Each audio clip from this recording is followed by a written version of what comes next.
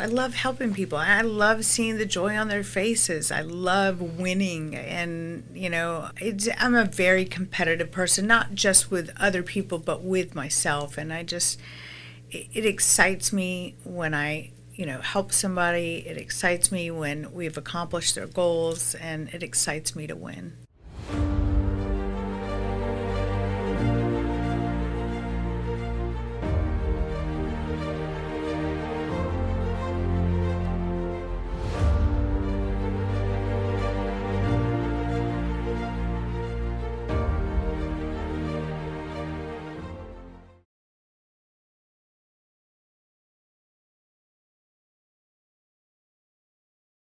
Hey, welcome back to the Real Estate Excellence Podcast. Today's guest was born and raised right here in Jacksonville, and she spent the last 25 years becoming one of the most trusted names in our market and a decade in lending on top of that. And you've got an agent who sees the deal from every angle, top negotiator, luxury specialist, the agent local news calls when they want the real take on the market. She'll tell you it was never about the numbers. It was like she truly cared. Let's get into it. Please welcome Laila Hassan to the show. I did pronounce your last name correctly, right? Hassan. Okay. Hassan. All right. 1 hour is probably not even enough for you because of just the markets that you've gone through in your lifestyle. Because you go back, you're coming into this market, and then you were in lending before that. Yes.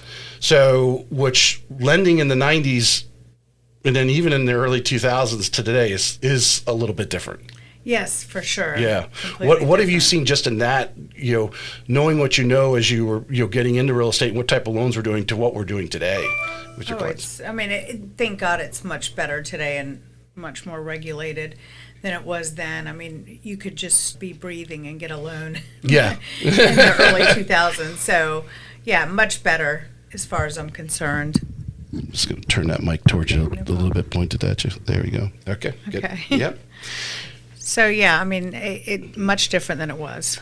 In Jacksonville, and the first time I came to Jacksonville was in 99, early 2000, and my parents they were already down in Naples by the 2004-05 time frame, and just what was going on in Florida at the time. The price, people would go out and paint a door, and all of a sudden their house was worth $20,000 more, right? Right. It was getting crazy that people thought that was like a regular thing. Let's go buy the house, and we'll put new carpet in, and then turn around and sell it for $20,000 or $30,000 more. And of course, because the lending was footloose and fancy free. Right. Exactly. Yeah. The Nina, Sissa, and all that kind of stuff. There was one moment.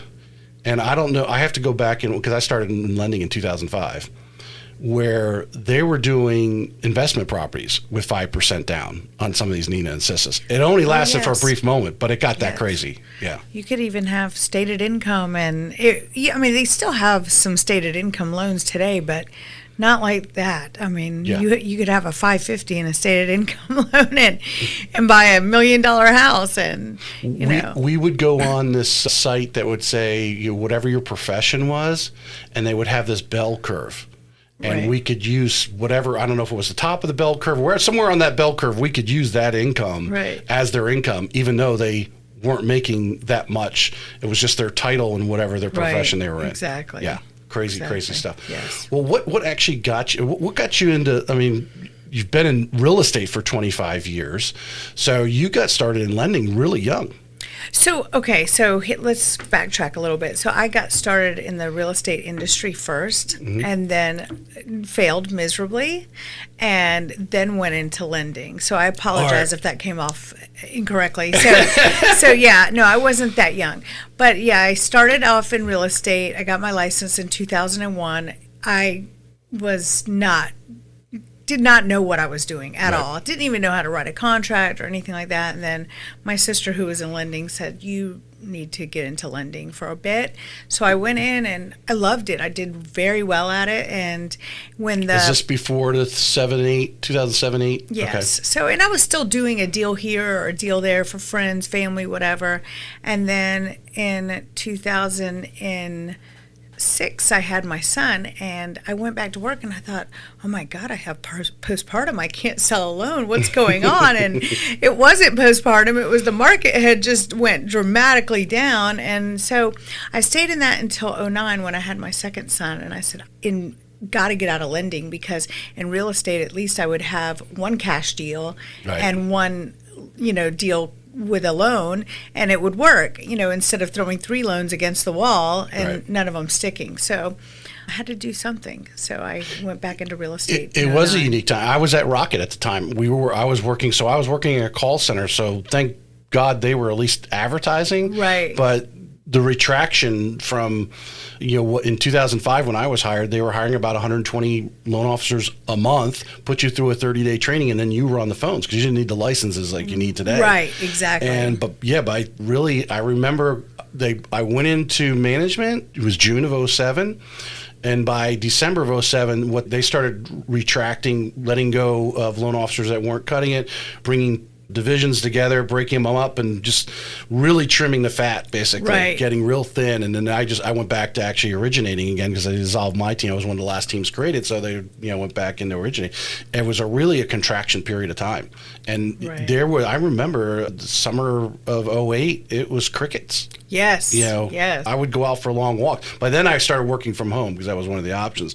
And I remember going out for walks for a half hour, 45 minutes was no big deal because it was crickets. I know. Yeah. I mean, I remember I was never late on a mortgage payment. I was never late on a bill. That's just who I am. And I wasn't going to end up in one of those traps where I was in a short sale or foreclosure situation. So I just kept going and going. And I was like, I can't do this anymore. I have to get into I'm going to ask this question because I'm in the middle. I'm almost done with it, actually. But you bring up a very good point, and your story may be added in here. Not to put pressure on you. No. Okay. But I talk about the grit in the real estate agents. Yes. And we got a lot of single moms. We got people who just got kind of got the late former Sarah Rocco. She literally got divorced and she became a real estate agent after.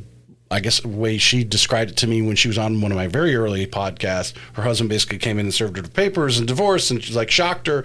But she went in real estate, and we know how great the business she built.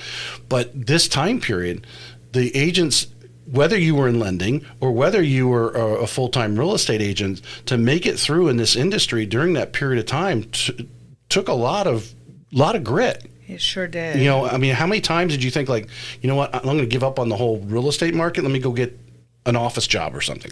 Yeah, I just remember at the time and I wish I lived like this now, but at the time my bills were so minimal. It was I had to make $3,000 a month to make it. And I was married to someone that just, wasn't so supportive, and I needed to make enough money too to take care of everything. So I just remember I have to make $3,000 a month. I have to make $3,000 a month. And I just did it. And then I got to a point where I've got to get money saved. I've got to get money saved up. And because you're sweating it, because that month's over. You're like, okay, there's another month coming, and I'm in the same spot again. Yes. So it was but I did it every month. I made at least $3,000 a month to make my bills. Sometimes more, sometimes less. I was selling $20,000 houses. I didn't care what it was. I was like, just give it to me. Just give it to me. So it worked out. I think a lot of people don't understand. We're 100% commissions. And a lot of people fear that. Obviously, there's a huge upswing because we generally when we do a deal, we get reasonably paid fairly well, but it's because we don't have that guarantee. And it's what you just explained there is, I think a lot of people don't understand it. Real estate agents taking a lot of heat here these last few years on, they get paid too much and so forth.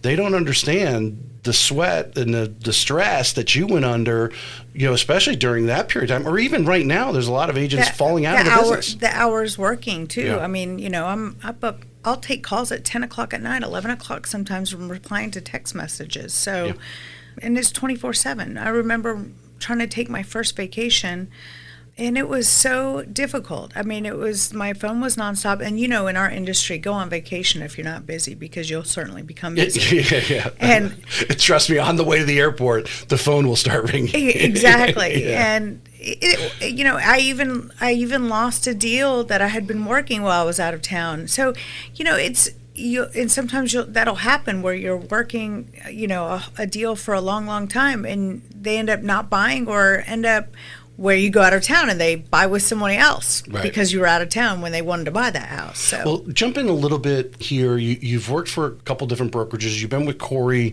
since it was Engel Volkers in 22, now Christie's. Yes. The importance of being around or being part of a quality organization that has the people around to help you cover when you do want to go on a vacation today. What you've learned. So much better. I mean, I was with a small boutique brokerage, and I loved my broker. We're still friends today. She decided to sell out, and then Remax took over. I was there for a short time and went over to Corey. But just the difference, I don't have to work on my marketing. I don't have to, if I need somebody to write a contract for me, if I'm out in the field, I can get somebody to do that. So it's such a huge difference. If I go out of town, I can call on several of the agents in the office, whereas before, because I guess more of the agents match my speed and my knowledge, it's easier to allow somebody else to take over that work, where I was before. I was the top person every single month, and I didn't trust somebody as much to take over my stuff, and I took more control at that time. But it's a lot easier now. I got over to Corey, and then in 2024 I took me and my boys on a 2.5-week vacation. We toured Europe and London, and so it was really nice, and I did not worry at all. I had one specific person in the office handling my business, and he did a great job, and he helped me tremendously, and it was just amazing to be able to do something like that and to just let go and breathe. Yeah. The surrounding yourself with the quality. My wife says some similar things about, she's joined Compass here recently, works on this. There's everyone in that office she looks up to. She's not the top person in her office. She's doing well, but there's just so many of those 5 people you can surround yourself with in the office. To talk a little bit about what you found over, 25 years in the real estate business, whether lending or thing, how important it is to connect with the other top realtors, and whether to share, some war stories or experiences. And I think that most real estate agents are highly competitive people. Or most of the good ones are highly competitive people. And so it's great to not be the top person every single month, because it drives you to want to be that top person. And I love everybody that we work with. I have such a supportive team over at Christie's, and it's just great, though, because there's so many top agents there. And same with Compass, so many top agents that I think you strive for more success. Because you go into the office, Corey's built some really nice offices over there. Yes. And you go in there, and there is this just, I don't know if perceived energy. You probably feel the energy because everybody in there is working on something or interacting with each other. They're talking about, hey, I've got this situation. How are we going to solve it? Because that's why real estate agents really make the money, because we do, whether it's lending or on the real estate side, our job is solving problems. 100%. Yeah, none of it's, they say, everyone says, the computers are going to take over. They could take over a lot of lending the standpoint, but when it comes to the real estate, all the different things and every house and different, and the computer could never know. Maybe eventually, but I don't think you and I will be around when it does. No, it's funny because my son always says, Mom, I want to be a realtor and work with you. And I'm like, go get another job. Go get another job. I don't wish this on you, okay?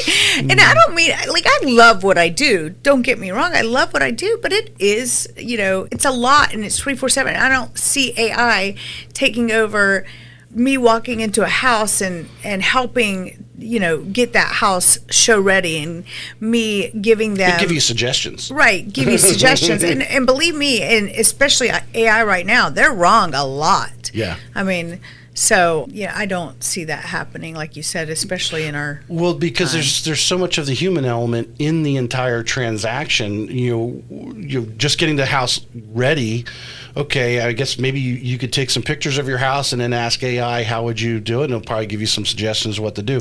But that's just one little step in the 100-step process of taking someone from finding out what they want or how fast they want to sell, all those things that human wants, and then taking them through the process, let alone negotiation. Right. Yeah. I mean, I'll walk up to one of my listings to show it, and there's a weed in the yard. I'm pulling that weed out before that client gets there. Yes. AI is not coming to pull your weeds. So, I mean, you want to make sure a home is like completely show ready. AI is not going to be able to do that. So. All right, let's go back to 26 years ago. You're in your 20s. What gives you the fancy to get into real estate? What happens in your life that you decide to jump in? So I was a corporate recruiter. I was a recruiter with a temporary agency, and I was a corporate recruiter. And at a young age, I just always, I guess, excelled quickly in careers. And they wouldn't let me go into sales. I wanted to go into sales. And they're like, no, you don't have the experience. But I knew that I would be good in sales. And from a corporate recruiting side, what do they consider sales? So it wasn't in the corporate recruiting side. It was in the temporary agency side, the temporary staffing side. They had, account executives that would go out and get the business to get staffing. From the businesses that that needed staffing. Utilize this service. And I just knew I would be so good at it. And they were like, nope. So when they said nope, I said, okay. I started getting my real estate license. Well, so my immediate thought there is that's a people business. Mm-hmm. I don't think you need to be, I know Mike Rolowitz came from the temporary staffing. Did he? Yeah, I didn't know that. That was his back. He actually owned a company that did that. You don't have to be this gray-haired, peppered hair person to go in there and do the sales. Right. It's really a relationship thing. You're going in, we have a service, they need the service. Are you going to communicate with me? Are you going to, bring me great people? That's really what they're worried about. Right. It makes me wonder, were they being a little biased that, hey, here's this young lady in her 20s, can she do it? Yeah. Right, exactly. Yeah. You're right, because I mean, there was, the account executives were in their 30s and, early 40s at the time. So, I just knew, I've always been a very social person, always had a lot of friends and, growing up, and still have a lot of those friends today that I grew up with. But I think that at the time they just said no, and I wanted to do sales. So I was going to do it one way or another. One door closes, another one opens. Exactly. So tell us, so you jump into real estate. Tell us your first brokerage. Did you just join it because a friend was there, or anything? What led you to that first, where you hang your first sign? Now, remember, I was young, okay? So I first started at Coldwell Banker, and they got rid of me because I didn't show up to a meeting. And I was like, well, you're lost. It was like the first month or two? I was playing around. I wasn't working. And, I was young, and my parents had money, and I just, rolled with that and let them take care of me. So, but it was funny because, they said, well, you can't be here anymore because they were like very strict on you had to be at meetings. And it was like, so weird. But anyway, and then I left, and I had, one of my friends had purchased a house a few years prior with Eileen Blocker is who it was, and she owned Magnolia Properties, and they had purchased a home with Eileen, and they said, oh, you need to try going to Eileen. She's great. So I went over there, and I said, do I have to be at meetings? And she said, no. So I said, sign me up. And then I stayed there until she got out of the business. I still love Eileen dearly. So. Well, so some new agent who might be listening right now, obviously we would not want them to hear that part of skipping the meetings. Because as we were just talking about Christie's and the surroundings of, there are some people that can go and join Real or whatever, or EXP, and not have an office. And although they try to actually gather together to have some camaraderie themselves, because they still thirst for that. But the office atmosphere, I think, is the category most people fit into, because we're used to going to school, we're used to going in the classroom. Now you're at work, to show up, and how important some of these meetings are. I know Corey's been having some of these little coffee meetings or something. Coffee and collaboration. Coffee and collaboration. I said, dude, would you please invite me to one? I'd like just to listen in on what's being talked about. You know, what's funny is I show up to most every morning meeting that we have now. It's very rare that I don't go to a morning meeting. But yeah, it's important because you learn off of your peers and you learn what new changes are taking place with MLS or with NEFAR, and you learn about all the rules and the regulations. And if you're not at these meetings, you're not learning these things. Yeah. And those are your one shot. Like, that's when you go to learn. We also have a tech meeting. So not just coffee and collaboration, which coffee and collaboration is awesome because everybody's sharing their different ideas or something that worked for them. A situation that maybe you never come across, but when you do come across, you're like, hey, I remember we talked about that last month. Exactly. Yeah, well, how did you get that figured out? That's why I think a lot of people miss out. Having come from a call center world, starting from the mortgage side, obviously we're in cubes, so we can stand up and we can hear everyone else around us talking, and transactions are going on all around us. So people are on the phone. So you're getting a lot of at-bats, even though it's not your loan, they're still getting it. When you get out here into the world that you and I are in now, the transactions are not, you might be working on 2 or 3 different transactions, but in the call center, they're working on 20 transactions. Right. You got to, the importance of getting those at bats. And I think it would lead to my next question is, at what point you get into business, obviously you got out for a little bit because the market got sour, you got into lending, but at what point did you feel all of a sudden at the tipping point, like, I got control of this, I get it? Oh yeah. So I'll tell you, that was the best thing for me, was going into lending, because I got out and I knew how to write a contract and I knew what fees were what fees. And when I started into lending, but we were closing our own loans. I mean, if you remember those days, like, we were literally. No, I don't. that was before me. We underwrote our loans. Well, we processed our loans and we closed our loans. Right. Quicken was just obviously Quicken now Rocket, but it's a machine.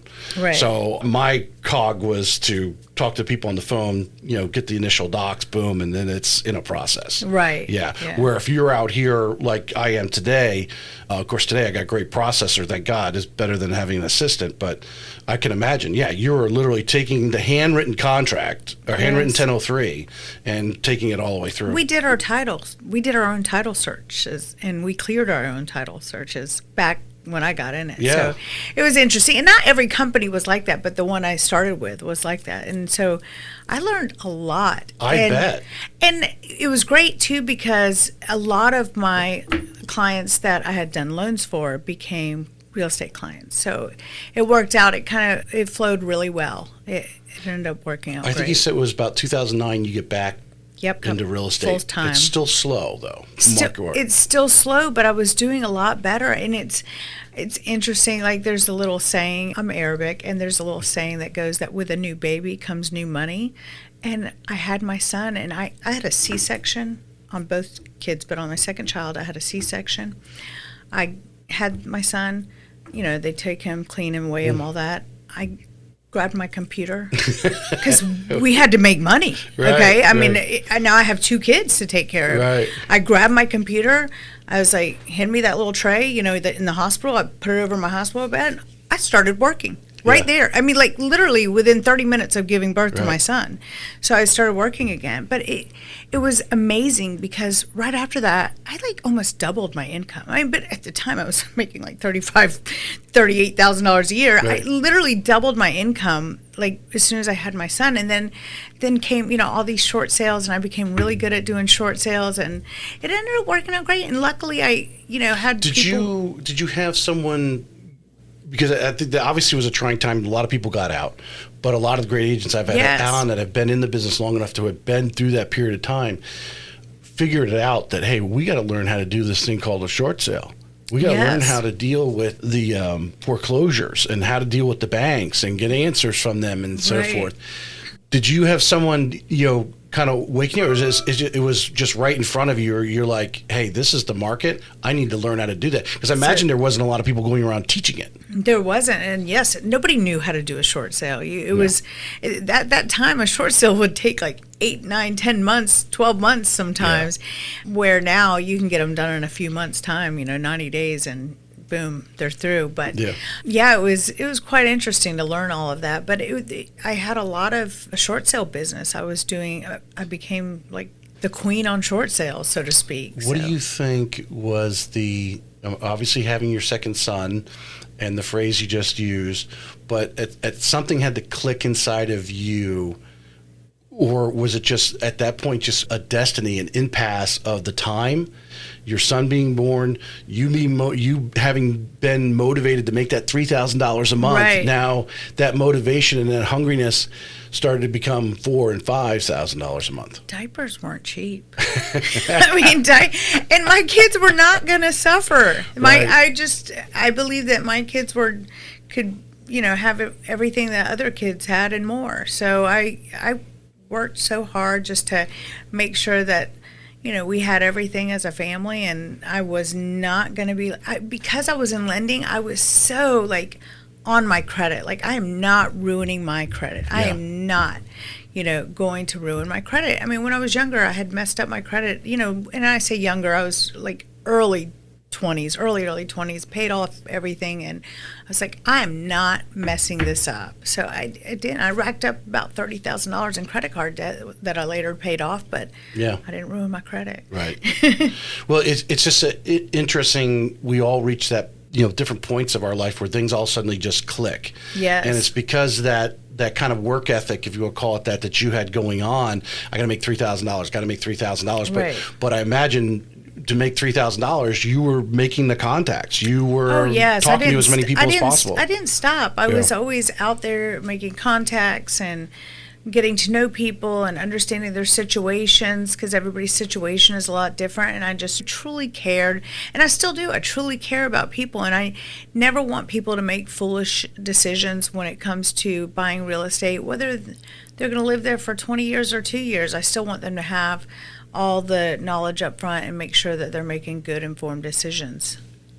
Going off what you just said, the care part, if you were tutoring a young agent today, or you were able to talk to Laila 25 years ago, what advice would you tell her based on that? How you approach customers, how you talk to them, the questions you ask, and so forth, what you know now, to be able to talk to young Laila 25 years ago on that topic? Oh, God. Young Laila was so emotional about everything. It was like, I will fight for you. Mm-hmm. But, I mean, I guess what I would say is, you're giving me a tough question, Tracy. You're going to have to edit this part out.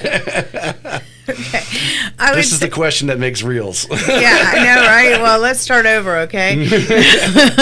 I would say that giving myself advice is to relax and, just really take your time and understand what a client needs. It's so important to really understand what they need, not just hearing them, but truly listening to them. Mm-hmm. That's what's really important, in my opinion. They're coming to you for your advice, and how are you going to give your advice if you're not really taking your time to really listen to what they have to say? There are some deals that clients want to be very transactional, so it's not, but would you, of the percentage of, I would say that's maybe 1 out of 10 deals where it is, hey, I'm buying an investment property, here's my money, let's go get it done, and let's close as soon as possible, whatever. But 9 out of 10 are situations, divorces, moves, relocation, whatever, something happened in their life and they're having to buy or sell, and you need to understand what that situation is. Would you agree? Oh, yes, for sure. I mean, and not just, hey, I'm getting a divorce, and not prying too much, but understanding like how it's affecting that particular person, because sometimes you got to wear a kid. I've had grown adults cry to me, that are going through a divorce, and like, you really have to be sensitive to them and, understand it's a big move. Some of them married 25 years and all of a sudden they're moving from their family home where their kids grew up. Right. and buying a smaller place and, just for their, their own. And it's really, you have to be very understanding and really listening to them and being sensitive a lot of times to that. All right, we're going to jump into our questions here that I have prepped. These are the deep ones. I hope you're going to talk about my month. Well, okay. Tell Hold us. on. Yeah. Don't put that on camera, what I just said. Oh. Just kidding. Well, you did have a big month. Was it March or April? It was March. April. April had a big month. Tell us how that culminated, because I think, again, agents out there, they'll see your Facebook post or LinkedIn or Instagram or wherever you posted that. I know I saw that. Yes. And, they're going to be, man, I wish I could have a month like that. But it takes some of those deals, I imagine you had been nurturing. It could have been a customer you had been nurturing for years. Right. And all of a sudden you have this culmination of, timing, again, just like in 2009, your work ethic, your knowledge and everything just came to a peak and your income increased. You had been working on some of these deals for a bit and it just all culminated into a great April. Yes. So, one of the deals I had approached earlier, about a year earlier, and, said, hey, are you interested in selling? Because he had this fantastic home on River Road, and I had a client looking on River Road, and he let me take my client to see the place, and he thought about it, and my client ultimately, it wasn't the right home for him, but then he was like, I'm not ready to sell. I'm really not ready to sell. I said, okay. He goes, well, when I'm ready, I'll reach out to you and we'll get it done. So he reached out almost a year later, and we listed the property and got it sold.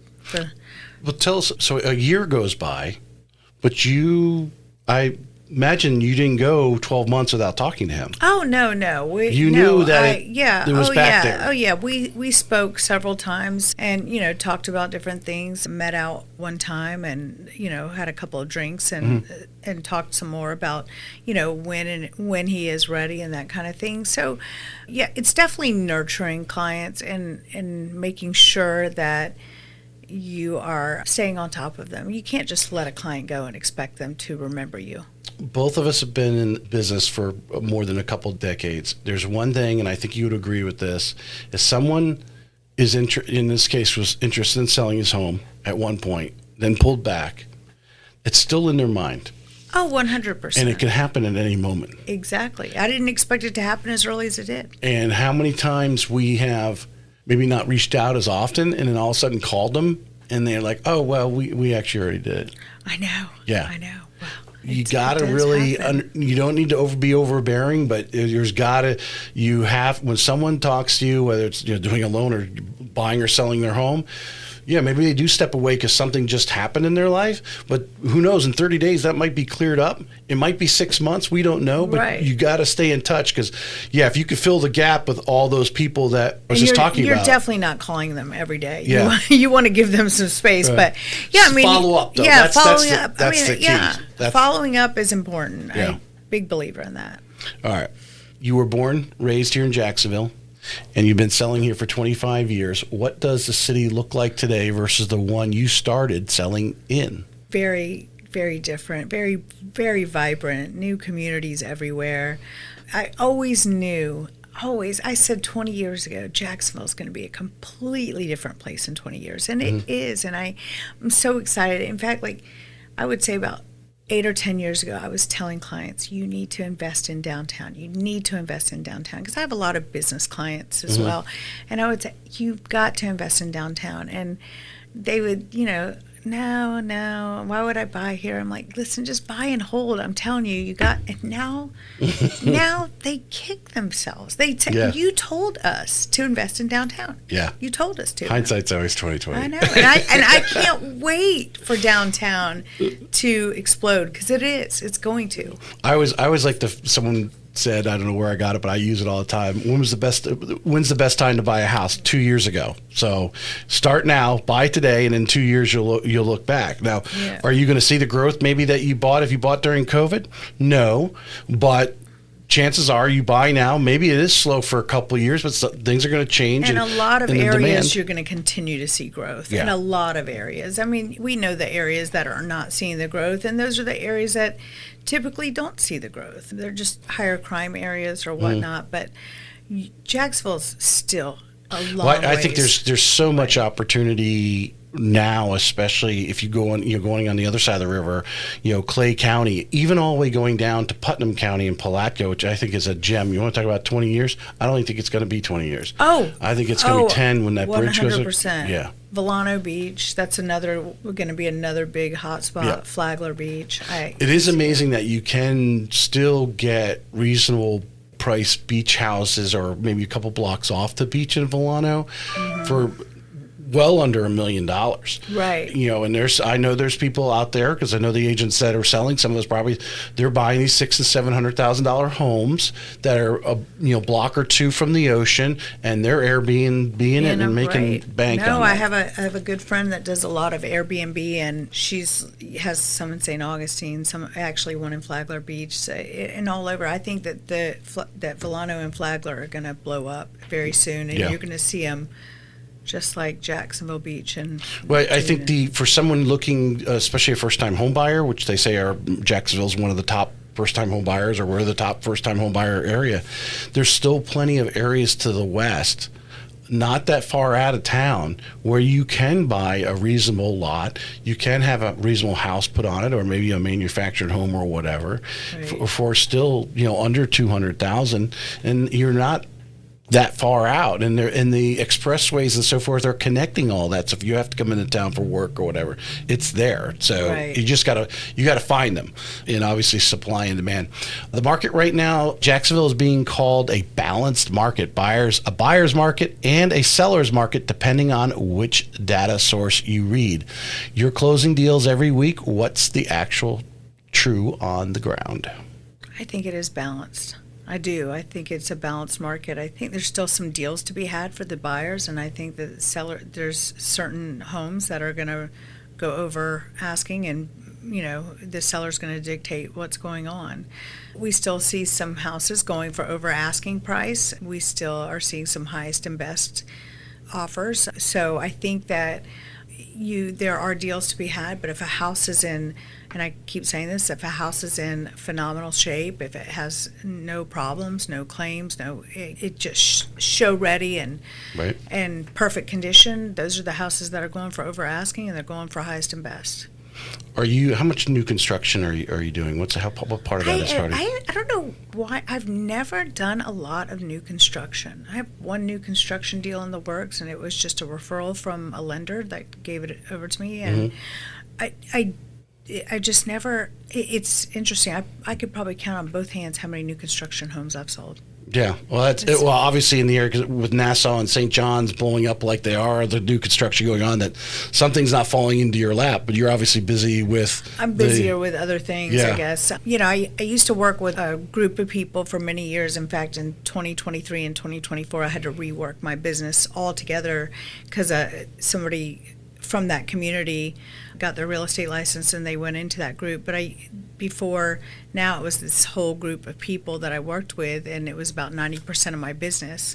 Now today it's about 5% of my business, but I reworked. I went out into the community and met some new people. I joined the Jack's Chamber as a trustee member, and haven't really had anything off of there, but just knowing other people, and then people getting to know Laila Hassan, and it's really paid off. I've gotten more into the luxury side of real estate, which I really enjoy. I feel like it's a very service-driven part of real estate, and I love to help people, and I love to have success. I love to sell houses for more than, the last one that sold. It just thrills me, and I do a lot of listings, and I always get people more money, and I love doing that. So I just think that my clientele is not the new construction. The community I was working with, they weren't big new construction people. They had certain zip codes that they liked to live in, and none of those zip codes really had new construction. And then now it's just more, I guess my clientele is into cookie cutter, so to speak. Yeah, well, I think when you go into some of these new neighborhoods, like there's not even a tree. That just blows my mind. It's like yeah. someone who's a little more mature, affluent, whatever. They like to, some trees. Property. Obviously, the older neighborhoods have a little bit more room between the houses.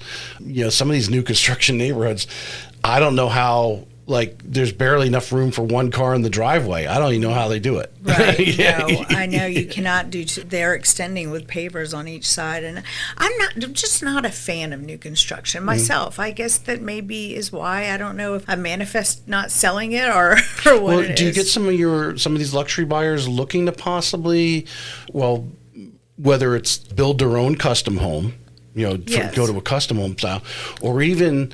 When I'm told there's some places out at the beach, Atlantic Beach or whatever, where you have some of these older, these old cinder block homes that actually they want to buy it and they want to either renovate it or level it and build a whole new.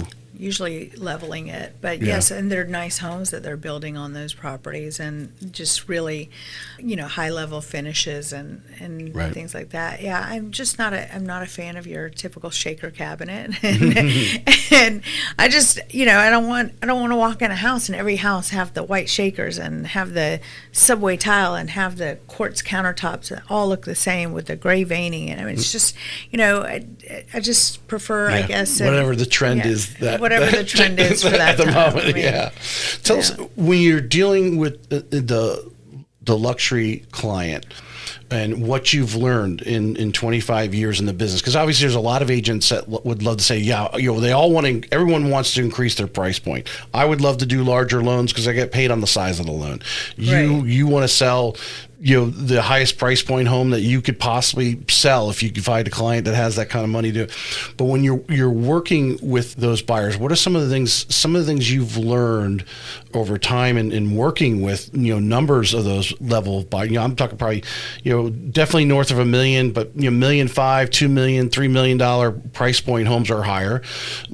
What are some of the things as an agent you need to be on top of your game with them? Well, I mean, I'm like a concierge service when it comes That's exact. I've used that word so many times. It's like you listen to my show. Well, I've seen a few episodes, but no, you have to be like a concierge service. You have to be prepared to do whatever that they want you to do, and it's so interesting because people at that level, they're so much easier to work with sometimes. And, also when you get to that level... Is it because they give you more control? They lean on your professionalism? Of course. I mean, I think they know that, an attorney that's been an attorney for 20 years knows more than an attorney that's been an attorney for 5 years, Mm-hmm. And people want the 20-year attorney. They don't want the 5-year attorney, so Right. to speak. So I think that, they trust you. They know that you have a reputation for getting things done, and they just let you ride. Where someone, sometimes someone in the 550 price point is on your case every day, calling you, and let me just set this straight. So in the higher price points, you're taking a lot less percentage as far as commission goes, but so overall the check is more, and sometimes the time that it takes to get a property sold is a little bit longer. Sometimes it's easier to do $400,000 or $500,000 deals Right. than one $2 million deal. So, but I think that they are a lot more understanding and easier to work with. I guess I should say sometimes. Well, you've had to have that one client though that probably had something really quirky. And the reason I don't know if you've ever read Ryan Serhant's books. No. He talks about in one of his books how I guess this guy went through this multi-million-dollar whatever in New York, and there was a blanket on the couch or something. Mm-hmm. And it turns out the blanket actually was like made by someone in the family and had some sentimental value to Right. it. But the buyer wanted it. He said, "I'm not doing this deal unless I get that blanket." And it was just some crazy, Right. like that blanket means nothing to you, but it means something to somebody because maybe Right. their mom made it, or grandmother made it, or whatever it was. So there's always a little quirky one. Can you recall just something a little, you probably overcame it, but just something really odd that they maybe hung them up on or that they requested, but it's like, dude, Tracy, no. All right, we'll come back to that. Tracy, they listen to me. So Well, I tell them, no, you're not getting the blanket. I think they listen. Well, for the agents who are listening, there's two parts. One, your presence, your professionalism, and so forth. Right. And then when they make the commitment to hire you, they're hiring you to do a job. Just like and many of them are CEOs of whatever company. They hire that person. They expect you to be able to do the job. So they're saying, okay, you go out and find out whatever, and come back and tell me what you report, and that they put it on you. I try to. So and I'm this way is if it's my listing or if it's my buyer, I try to be like fair. When it comes to the repair request, like, hey, we're not throwing this light socket on the repair request. It's stupid. Right. You go get somebody to come change it. It'll cost you $50, $100. Like, let's not be silly. And I do it on both sides. Or if a repair request comes in and my seller's like, I'm not repairing that. No, you need to repair this, this, and this. These are important items. Like, let's be fair. They're giving you a good price for your house. Let's not be ridiculous. Yeah. I did have one recently, and I'd rather not say because I'm sure they'll be watching this. But I had someone recently, get a little sideways, and, I handled it. I just handled it. Tell us, what is your mindset in handling it? I mean, is it straight talk or doing a little reasoning like you were doing right there? Like, come on, that's a little silly. That's what I do. I just reason with them and like put yourself in that person's shoes for a moment. I mean, if you're buying a $3 million house, do you want to be repairing? You got $3 million for this house. We were asking $3 million. You thought we were going to get $2.7 million. Mm-hmm. You're getting $300,000 more. Let's not spend a couple $1,000. Let's not be ridiculous. And even if I don't think the buyer's going to walk away, turn your house over in good condition. Yeah. Yeah. Well, we know that doesn't always happen now, does it? 100%. Have you ever emptied out a garage on a house you sold because the sellers just left the garage full of just garbage? I've had that. I just closed a deal recently, and we pull up to do the final walkthrough. The lockbox is gone. The key is, hidden somewhere. Not even told me that the key was hidden somewhere, and garbage cans are full, and like things not the way they should have been inside the house. And I called the person, and they're like, "Sorry." Like nothing really, and it was just frustrating. And I just looked. You were the buyer's agent? I was the buyer's agent. I looked at my buyers and I just said, what can I do to make this better for you guys? Yeah. They're like, you're not going to do anything. Don't worry about it. I think one of the few things that everyone should build into their, especially you're out there listening. I mean, you probably do this, but to have the house professionally clean. Get out of the house and have somebody go 100%, through. And plug the holes from your pictures. Like, plug those up. Come on. I have another story. We don't have time to talk about that part. So you're the local agent the news calls when they want to take on the market. What's the questions reporters keep asking you that you think is the wrong question, and what should they be asking instead? Well, I think that a lot of times they're calling to see, is the market in shambles. Like for some reason, want some drama. For some reason, everybody, Redfin or whoever is reporting like all these numbers that don't make sense. I mean, because I'm out there working it. Like I just, Jacksonville just came in as the worst large market, like the worst large market in Florida or something like that. And they came and interviewed me, and I was like, I closed almost $16 million. And this was at the beginning of May. I said, I just closed almost $16 million in 1 month. I don't understand. And, and it's not just me. I mean, everybody's busy. Like we had a lot of top producers in April, and Christie's as a whole has broken records every single month since January. I mean, to break our records is insane. Yeah, I mean, because Corey has set some bars. You guys have... We closed about over $100 million a month. Yeah. I mean, but with 148 agents, I think. So. It kind of brings up a question that what we've seen since it was May of 22 when the rates started to come up, and obviously right now we're at a 2-month high where interest rates are at right now. So we know that that's one factor in decision making, especially people who need to borrow money.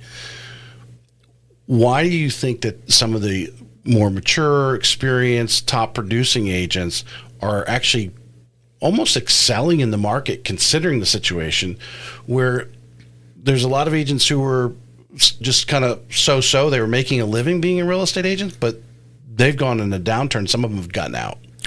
So, and I'm glad. I hope more of them get out. I mean, I'm not trying to be ugly, but to me, you need experience in this industry today. I mean, you would say raise the bar to get it, to get into this business. Raise the bar to get into this business. I mean, I will say the reason I think that more experienced agents are excelling is because people are becoming more knowledgeable and not just hiring their brother's best friend or whoever to do real estate for them anymore. I mean, and I think that a more experienced agent has proven themselves time and time again.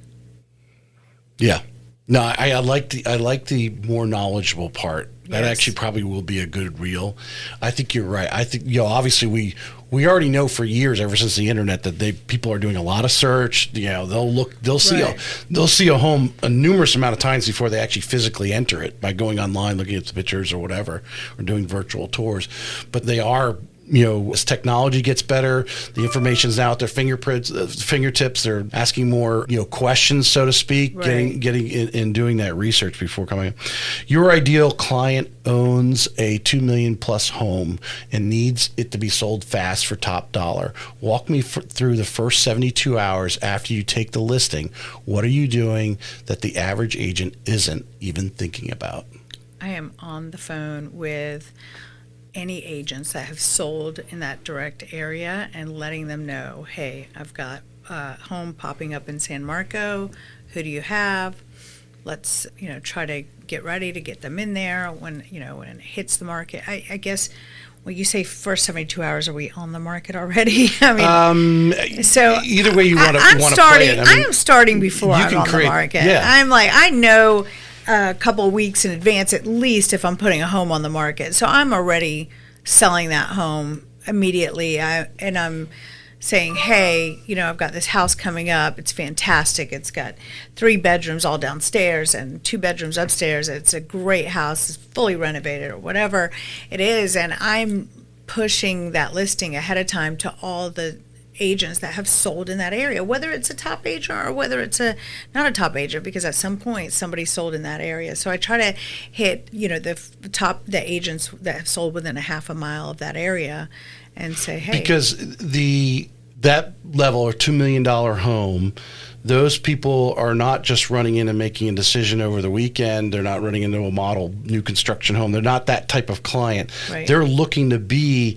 in a certain area, I would imagine, with a home that has certain criteria. So oftentimes they're willing to wait until it comes available. Am I right? Oh, yes, for sure. Yeah. For sure.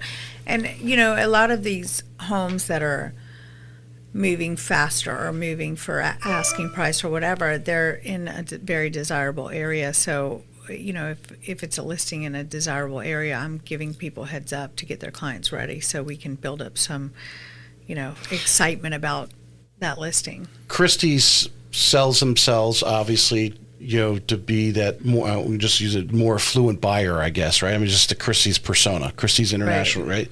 How often are you doing this? Obviously, all your fellow Christie's agents know, hey, I've got this listing coming down. Anybody runs across something, I've got this coming up in 2 weeks or whatever it might be.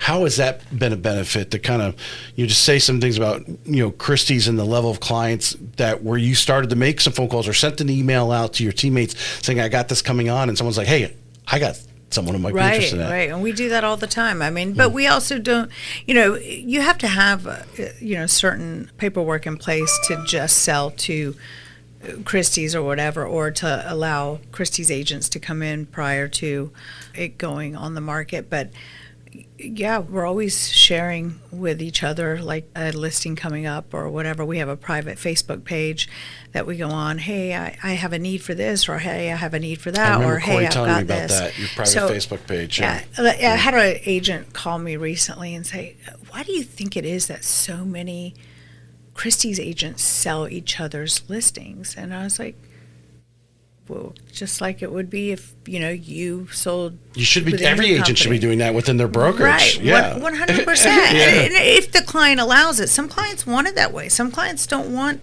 it exposed to the open market. They don't want their friends and family or anybody to know. And sometimes you've got to sell it in-house. But, I think that. I would bet 99% of the agents out there, if you look at all the other brokerages and so forth, whether it's a little boutique brokerage or whatever, that they've got a listing, they're prepping up, maybe it's going to go out next week or whatever, they are not sending an email out to their teammates going, hey, I've got this going live next week. No, well, there's not a lot of, I guess, organization in some of these organizations. I mean, it's true. I mean, we are run like a fine, well-oiled machine. I mean, everything just flows. It's great. We have a marketing team. We have our own transaction coordinators, and it's great because all I have to do is just, I got this, or I need this, or send a marketing request here. It's just easy. It's easy. You don't want those things holding you back from going out and doing the real things, which is selling real estate. I've obviously had Corey on 3 times on the show, and there's the one thing about him that, I look for. I wish, unfortunately, I don't always find it, but he's forward. He understands where his bread is buttered, and that's the agent's being successful. Yes. And so he devotes himself entirely to doing everything he can to knock down anything that might slow you down. He does, and he does a great job of it. He really does. Corey's young, and I'm so impressed by him, and everybody that works at Christie's, they love Corey. He does such a great job at what he does, and it's the best thing he ever did was open his own brokerage. Yeah. Your top 3 specialties are negotiating, helping sellers maximize profit, and building long-term relationships. Most agents would say those are separate skills. Where do they actually overlap, and which one is the master skill? I heard negotiation. Negotiating, helping sellers maximize profit, and building long-term relationships. So, I think that if you get a client a lot more than what they were expecting, they're going to want to be in a long-term relationship with you anyway. Right. As far as negotiation goes, I just, when you already have, I feel like when you already have money, you don't have a fear in you. And, as far as making that money and I think it puts you in a really good position to negotiate and do a great job at doing it. I had a property that had been on the market 5 different times. It was some waterfront property, and this is in 2024. Things are slowing down. I got a call, and he's like, listen, I've had this property listed 5 different times, and I hear you're the one to sell it. And I said, okay, well, you heard right. So let's get it sold. And it was just a vacant land, and everybody had thrown up a cell phone picture of this vacant land, just one picture, or whatever, or 2 pictures, and it had not sold. And they had it listed as low as 1.5 all the way up to 1.9. And the person that had it last at 1.9 said, you need to reduce this to 1.5 if you want to get it sold. And he's like, I'm not going to do that. I paid this much for the property. He had already paid more and been paying property taxes on it and everything else for years. And then I said, okay, but, let me handle this. So he's like, well, what do you want to list it for? I said, 1.99. He goes, well, I just had it for 1.9 and it didn't sell. I said, well, you didn't have it listed with me. So let's do 1.99. Right. So he put it on the market for 1.99 in the first 7 days. And then it was really due to my marketing. It really was. I know agents have access to, but it doesn't matter that you have access to it. You got to use it, okay, if you're going to do it, and really use your knowledge with this. So I see this. I put a image of a house being built on that property, what it would cost, and all that good stuff. A lot of people do that today, but none of these agents had done it. So I did all that, and then I get an offer in the first 7 days for 1.9. And I get on the line with my client, and he's like, get him up to 1.94. Get him up to, it's like, you just had it for 1.9 and didn't get anything, but I'm going to do that. I'm going to get him up to 1.94, and I'm going to even do you better than that. This sounds like listing New York. Yeah. Yeah. So I get back on the phone with the client, and I was like, hey, got another offer coming in. She's like, oh, did you get ours presented? Yeah, I got yours presented. Whatever. This is terrible for me to say, but I literally bluffed the heck out of this agent, and we ended up getting 245. What? $510,000 over what he wanted on that property. So wow. I truly am going to get you more money. Well, when you started to say the first impression, when you said, "Oh, hey, it's just a couple pictures," I'm like, I bet you she put a house on that property. Yep. Because that's really And I had a professional photographer go out and take some real pictures and drone shots and everything else. So. right. Get every angle because they're looking online, and if you've got some cell phone picture, it could be they might make that decision before they even finish their swiping to the next one. And but in my true opinion, I did get that 245, but I'll tell you what, that was a couple years ago. I bet those people are super happy because it's 5 acres on the river in Mandarin. So you're never going to find 5 acres on the river in Mandarin anymore. No, you can find a teardown house. Yes, but you're going to be paying for it too. You're paying for it. Yep. Yeah, I think a couple key points. The biggest one there, yes, you have all this marketing. There are some great technology companies out there. Real bases themselves off technology. Obviously, you're at Christie's and in the Compass International Holdings, they're a technology-focused thing. But if you're not using it, just saying, hey, well, we got a lot of tech. Okay, great. Well, are you actually pressing the buttons and making it work, right? Yes. And it sounds like you leveraged that right away and took it on as a challenge, and it paid out. Yes. Yeah. Yes. So that's a great story, actually. Thank you. Number 7 here. After 25 years and hundreds of transactions, what's the negotiation move you've earned the right to make that a 5-year agent simply can't pull off, and why does it work? Well, I have to say the last one. I was going to say, that's done. Let's go to the next question. There was I didn't know you actually can do that. Can you actually, you actually went back to the buyer? Well, I had somebody call about it. I didn't have an. I mean, you can say. I mean, I don't. Is it? Oh gosh, don't play that video if it's not. I don't think. All right, let's we'll go check to the next that. question. You said your network. Well, you're in. It's sales, and I think a lot of people. I think a lot of people forget that you're in sales. You've got them on the hook at 1.9. They're like, you came back and said, yeah, we'll take it. They would be signing the paper that night. Right.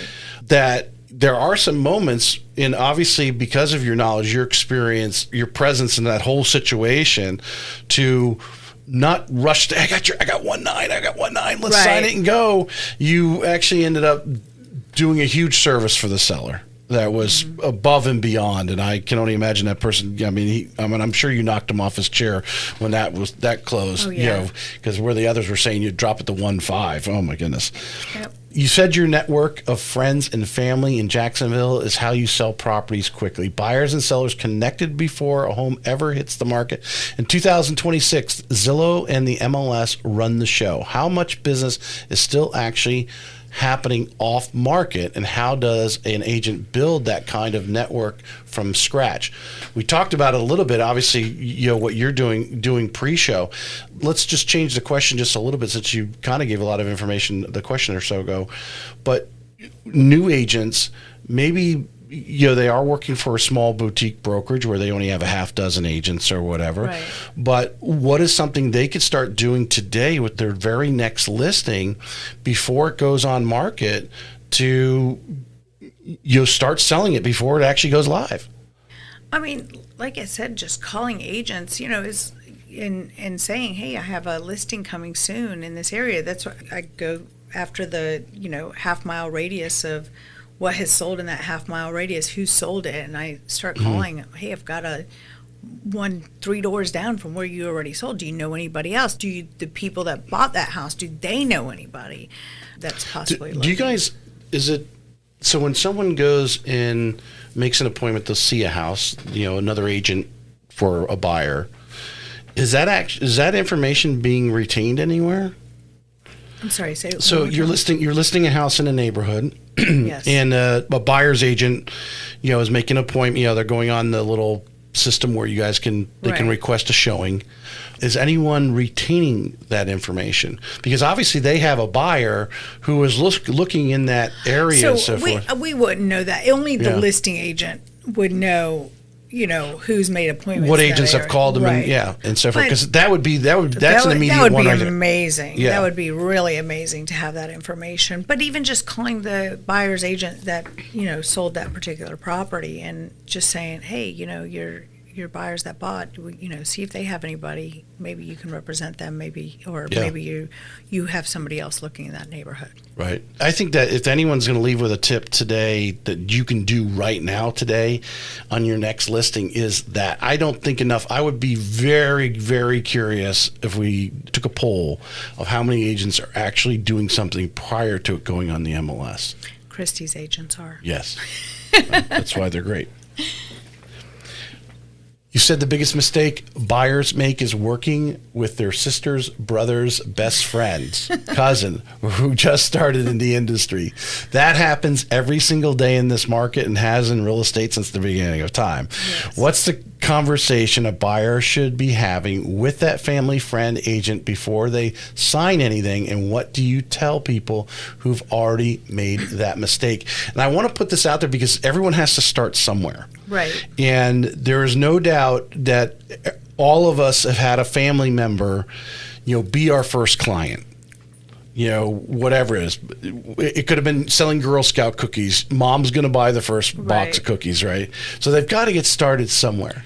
So, listen, I agree. They do have to get started somewhere. I think that they need a mentor. I think that they need to say, hey, come help me with this transaction. I'm going to give you 50% to help me with this transaction. And if you're a buyer or a seller and you want to hire that person, you need to say, hey, I want to give you the chance, but I need you to get a more experienced agent within your office to help you with this. And I need them to co-list it with you or whatever it takes, because I do not think a new agent should be doing a deal by themselves, period. You're not doing the customer a service at all. You are hurting them.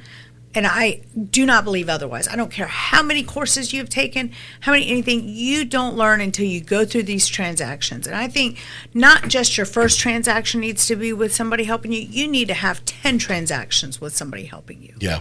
That's my opinion. Well, it goes back to raising the bar in the industry too. I agree with you. And, when you want to become an appraiser, you've got to go through all these hours and hours of this apprenticeship that you have to do and so forth. A real estate agent doesn't need any of that. Right. You don't know. What are some experiences that you're having right now? You're talking to other agents who might be listening to the show. And I imagine the experienced agents are obviously having the same experiences you are. But the newer agents who are listening to the show to improve and learn something from you, what would you say to them to spin off the mentorship? Hey, find a mentor, find someone senior in office that you can lean on, but also understand what are some of the things whether it's the contract's not filled out correctly.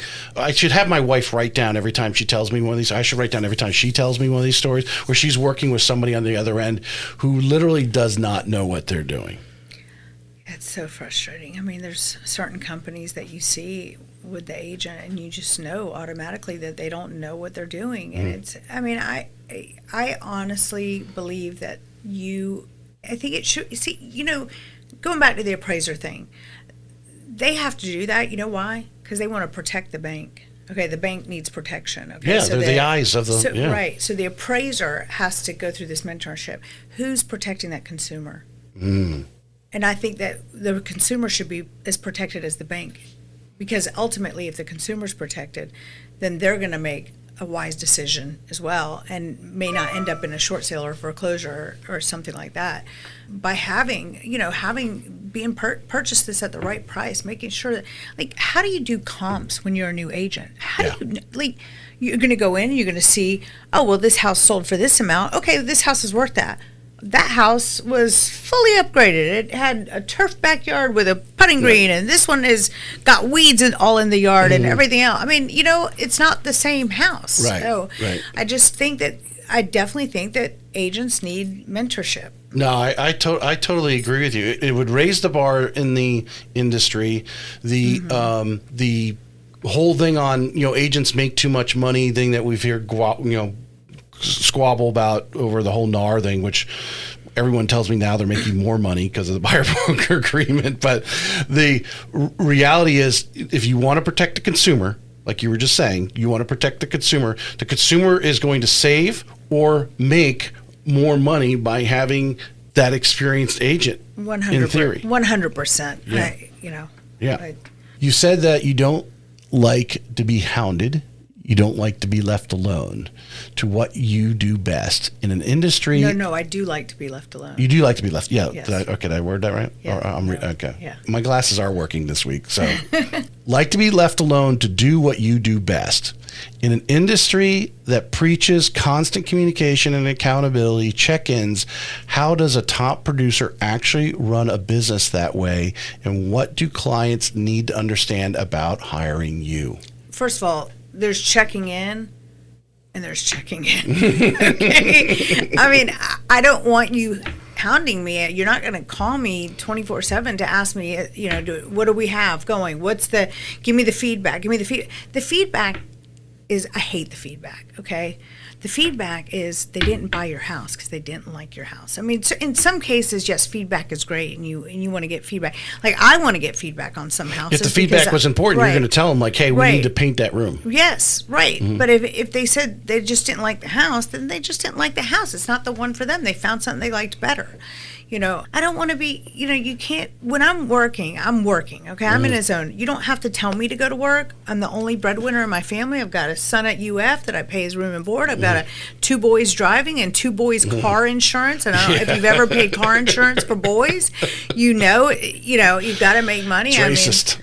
So it's like, I don't need somebody sitting on me. It only puts more pressure and it puts me full of anxiety, and it's not a good frame of mind for me to be in to get your house sold. So I just tell people, and I think people know me well enough now where, if they're hiring me, they know who I am, and I'm going to get it done, but you need to relax, and you need to be just as positive about selling your house as I am, because you being negative isn't going to get it sold. That's just my opinion. Well, to go back to that agent who might be listening right now, because I think I'm the same way.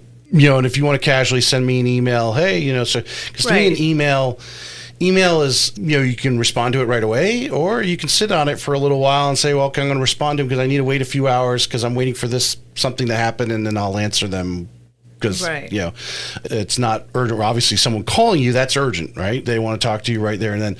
But the agents that are out there right now that might be listening, and obviously you must, your personality or your way you do business is because you've been in it for a while. Right.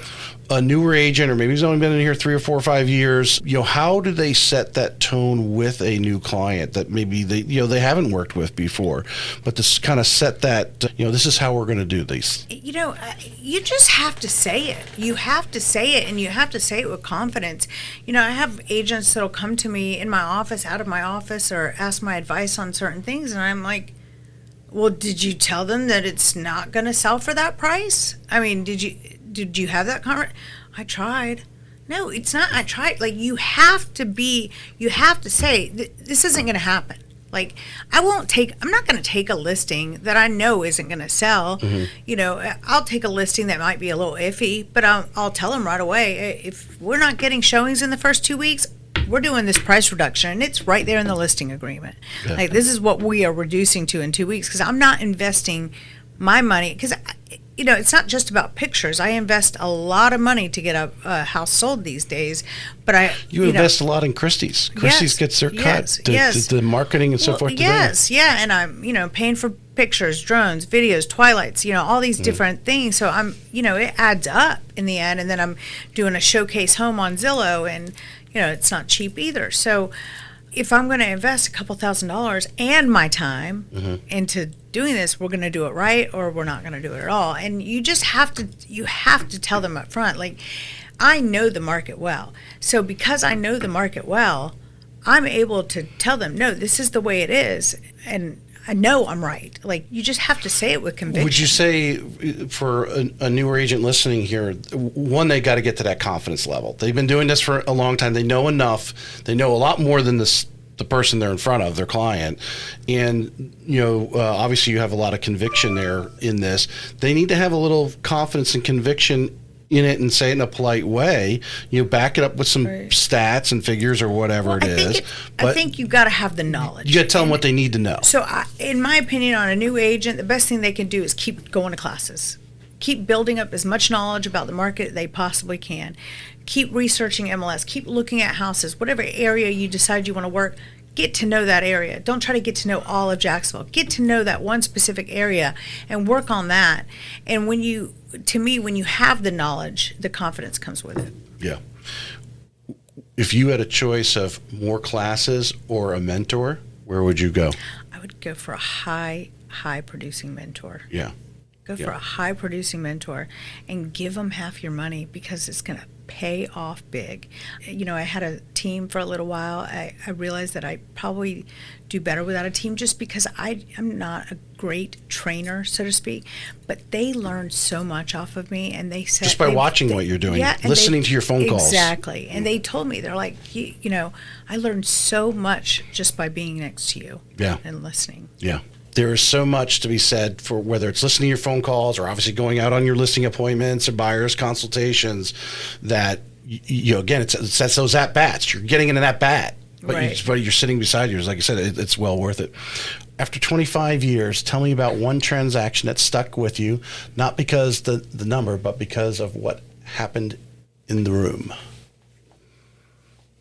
If I read that correctly. Yes. Oh, goodness. Everyone has that one transaction they always like to tell at a cocktail party. That's the way I describe it. Well, you're always going, oh, I remember that client. I got to tell you this one. I've got it. Got a great one. And we're actually friends today.